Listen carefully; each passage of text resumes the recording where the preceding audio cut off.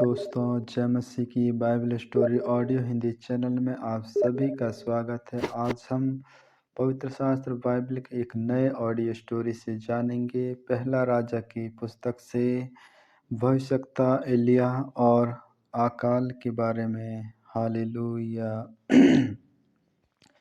तिशबी एलिय्याह जो गिलाद के परदेशियों में से था, उसने अहाब से कहा, इज़राइल का परमेश्वर यहोवा जिसके सम्मुख में उपस्थित रहता हूँ, उसके जीवन की शपथ, इन वर्षों में मेरे बिना कहे ना तो मेंह बरसेगा और ना ओस पड़ेगी। तब यहोवा का यह वचन उसके पास पहुँचा, यहाँ से चलकर पूर्व की ओर जा और करीत नामक नाले में जो यरदन के पूर्व में है छिपा जा। उसी नाले का पानी तू पिया कर और उसमें के कौओं को आज्ञा दे कि वे तुझे वहाँ खिलाएं। यहोवा का यह वचन मानकर वह यरदन के पूर्व में कीरित नामक नाले में जाकर छिपा रहा, और सवेरे और सांझ को कौवे उसके पास रोटी और मांस लाया करते थे, और वह नाले का पानी पिया करता था। कुछ दिनों के बाद उस देश में वर्षा न होने के कारण नाला सूख गया। हालेलुया। एलिय्याह और सारपात की विधवा। तब यहोवा का यह वचन उसके पास पहुँचा, चलकर सीदोन के सारपत नगर में जाकर वहाँ रह। सुन, मैंने वहाँ की एक विधवा को तेरे खिलाने की आज्ञा दी है। अतः वहाँ से चल दिया और सारपत को गया। नगर के फाटक के पास पहुँचकर उसने क्या देखा कि एक विधवा लकड़ी बीन रही है। उसको बुलाकर उसने कहा, किसी पात्र में मेरे पीने को थोड़ा पानी ले आ। जब वह लेने जा रही थी तो उसने उसे पुकार के कहा, अपने हाथ में एक टुकड़ा रोटी भी मेरे पास लेती आ। उसने कहा, तेरे परमेश्वर यहोवा के जीवन की शपथ, मेरे पास एक भी रोटी नहीं है, केवल घड़े में मुट्ठी भर मैदा और कुप्पी में थोड़ा सा तेल है।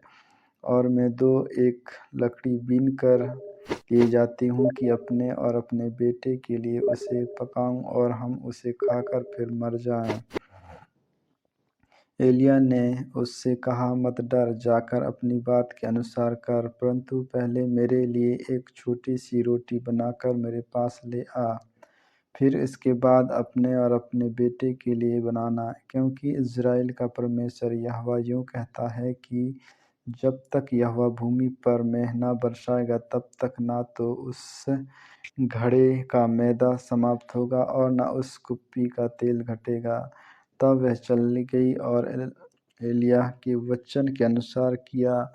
तब से वह और स्त्री और उसका घराना बहुत दिन तक खाते रहे, यहोवा के उस वचन के अनुसार जो उसने एलिय्याह के द्वारा कहा था। ना तो उस घड़े का मैदा समाप्त हुआ और न उस कुप्पी का तेल घटा। इन बातों के बाद उस स्त्री का बेटा जो घर की स्वामिनी थी रोगी हुआ, और उसका रोग यहाँ तक बढ़ा कि उसका सांस लेना बंद हो गया। तब वह एलिय्याह से कहने लगी, हे परमेश्वर के जन, मेरा तुझसे क्या काम? क्या तू इसलिए मेरे यहाँ आया कि मेरे बेटे को मृत्यु का कारण हो और मेरे पाप का स्मरण दिलाए? उसने उससे कहा, अपना बेटा मुझे दे। तब वह उसे गोद में लेकर उस अटेरी पर ले गया जहाँ वह स्वयं रहता था, और अपनी खाट पर लिटा दिया। तब ने यहोवा को पुकार कर कहा, हे मेरे परमेश्वर यहोवा, क्या तू इस विधवा का बेटा मार डालकर जिसके यहाँ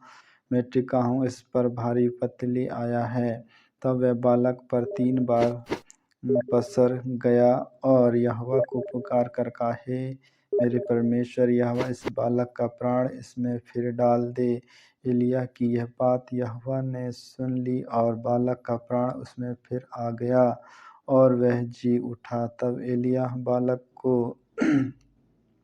अटारी पर से नीचे घर में ले गया, और एलिय्याह ने यह कहकर उसकी माता के हाथ में सौंप दिया, देख, तेरा बेटा जीवित है। स्त्री ने एलिय्याह से कहा, अब मुझे निश्चय हो गया है कि तू परमेश्वर का जन है, और यहोवा का जो वचन तेरे मुँह से निकलता है वह सच हो जाता है।